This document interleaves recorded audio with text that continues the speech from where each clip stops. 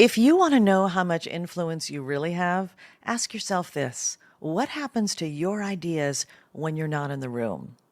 So here's a situation. There's a big meeting. It's a very senior level meeting. You're not invited to the meeting, but you've done a lot of work ahead of time. You've put together your own conclusions and you're thinking you gave them to your boss or you gave them to somebody else to bring to the table in that higher level meeting. And then you find out afterwards that the actual decision that was made didn't reflect any of your thinking and your perspective. So, influence, it's not equal to airtime. There are senior leaders who influence outcomes asynchronously. They don't have to be in the room, but they had a strong idea. They just have an idea, and that idea made it in and made it out as the decision that was made. I want you to think about leadership influence as not just happening in meetings. Leadership influence happens before meetings, and it happens after meetings. It's a myth that if my idea is good enough, it will win. And this belief just breaks down, especially when it comes to higher levels. At higher levels, decisions get compressed, and leaders rely on trusted inputs. And ideas are filtered through people, not through decks. Ideas don't travel on their own, people carry ideas. How decisions actually get made, it's a reality at the senior level. Decisions form through conversations, not events as much. Leaders test ideas informally, and momentum builds before anything is ever official. So leaders are asking themselves, whose judgment do I trust? Who sees the full system? Who reduces risk for me? These are some of the things that are going on in their mind when it comes to what or who is actually going to influence what we're doing. It is going to influence direction.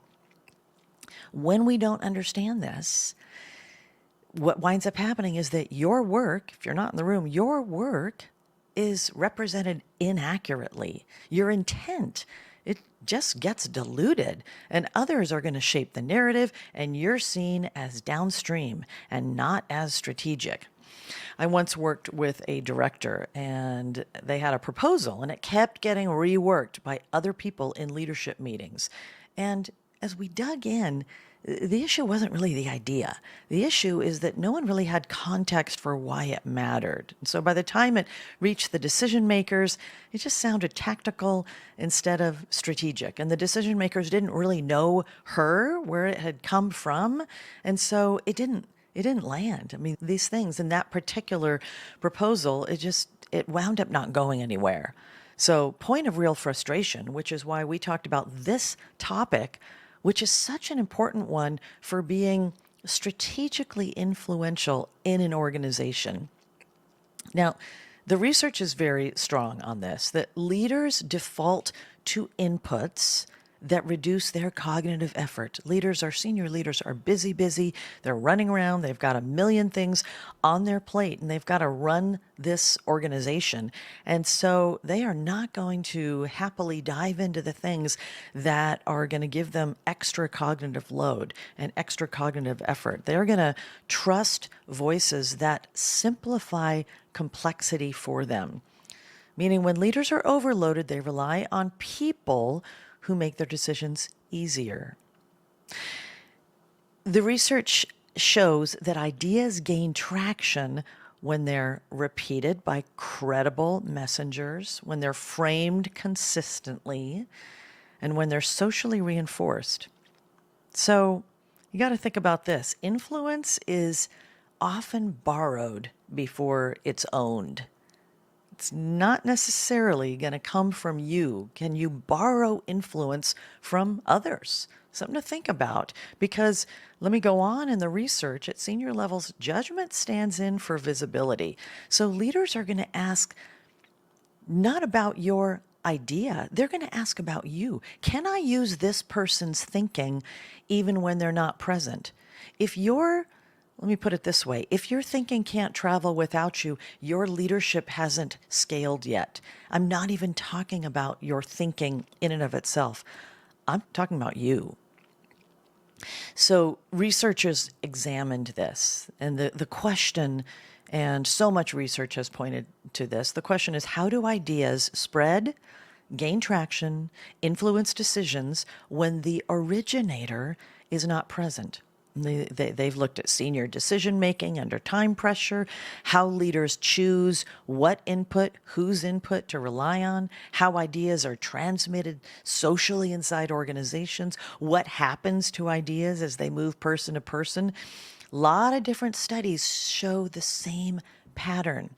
And what it is that when leaders are making decisions without all the full information and they've got to move forward, they don't tend to ask which idea is best. I'm going to say that again. Leaders don't ask which idea is best. They ask, whose judgment do I trust? They ask, whose thinking can I safely use in their absence? And once that trust exists, then the idea no longer needs the person to defend them. This is often unconscious, I'm going to say. It's not like leaders are saying, I'm not actually evaluating the decision, I'm just evaluating who's bringing it to me. But it happens unconsciously. This is how trust happens, trust in a right decision, because we attach it to a person. So again, leaders are overloaded. Under high cognitive load, people default to what they trust. Trusted people become mental shortcuts. So when leaders are overloaded, they don't look for more data. They look for someone whose thinking they already trust. And studies on idea diffusion show that ideas gain influence when repeated by credible messengers. It's found that consistency matters more than originality. It's not as much about that idea. Who is it coming from? What's the consistency? The carrier of the idea matters as much as the idea itself. So it's so surprising to know that ideas don't win because they're right. They win because the right people say them. That's simply how the brain works and how we work together. At senior levels, the research is very clear. Judgment replaces visibility. Leaders ask, can I rely on this person's thinking when they're not here? And if yes, then your idea is used. Your ideas are referenced. Your framing gets used and your perspective gets in there. And it's influencing outcomes. And if not, your work just stays local, it stays small, and your influence is more contained. So if your influence depends on being in the room, your leadership hasn't scaled yet. Leaders who influence from a distance, they are able to do it because other people trust their judgment enough to speak for them. So think about this. Here's what you can do. You can build pre-work. Leaders don't just show up with ideas, they shape the context first. So what's your pre-work? Your pre-work is have some one-on-one conversations before decisions are made. Test your framing early. Share your directional thinking, not just your final answers, so people can start trusting your thinking. They can start trusting your judgment. One manager that I worked with stopped waiting for meetings, and she just started asking, outside of meetings, before meetings, what's the real decision here in advance conversations? More of a strategic question. People started trusting her thinking more. So by the time the meeting happened, her framing was already in the room by the trusted people who were in the room. What travels is clear logic, is stated trade-offs, is decision criteria. What doesn't travel is raw analysis. If you just you just send your raw analysis and a lot of excessive detail and here's everything I found.